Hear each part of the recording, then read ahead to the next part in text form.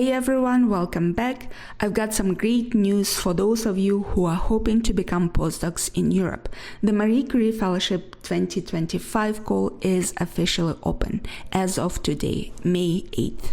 These are among the most prestigious European postdoc fellowships for those of you who might not know about it or who might be joining the race for these coveted fellowships right now.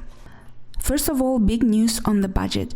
The overall MSCA PF program for 2025 has had a slight boost in its budget from what it was planned last year. So this means that thankfully we will have a little bit more support than it was planned. Specifically for the postdoctoral fellowship, there is 404.3 million euro on the table, and this will be enough to fund around 1,650 MSCA projects, which is on par with last year. And this actually doesn't mean that the competition is going to be lower this year, because you have to keep in mind that there are funding cuts in the US. So if you take that into consideration, I think that the applicants or the number of the applicants from the US is going to actually increase this year. So be prepared, the competition is going to be much fiercer this year than last year. Then relatedly, considering the situation, and here I'm actually talking to the European researchers, I would advise to choose countries for your hosts other than the US, specifically if you're applying for the global fellowships.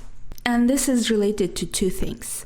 One, it can actually happen that institutions or perhaps even entire countries can issue advisories against travel to the US, and this can happen at the time that your project is being reviewed.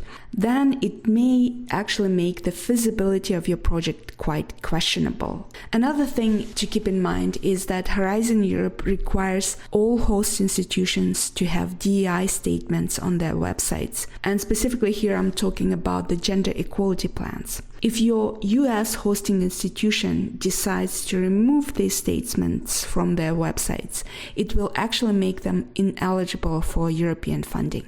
The fact that they have them right now does not actually guarantee that they will have them on during the review or even during your fellowship. I don't want you to give up on your dream of visiting an Ivy League school, for example, but I myself would probably be quite hesitant to risk. So that's your quick heads up. The call is open, the budget is up, and the US competition is going to heat up. Now check all of those resources in the description box and start planning your application today. It is May and you really need to start working on it. Good luck, and I'll see you in the next video.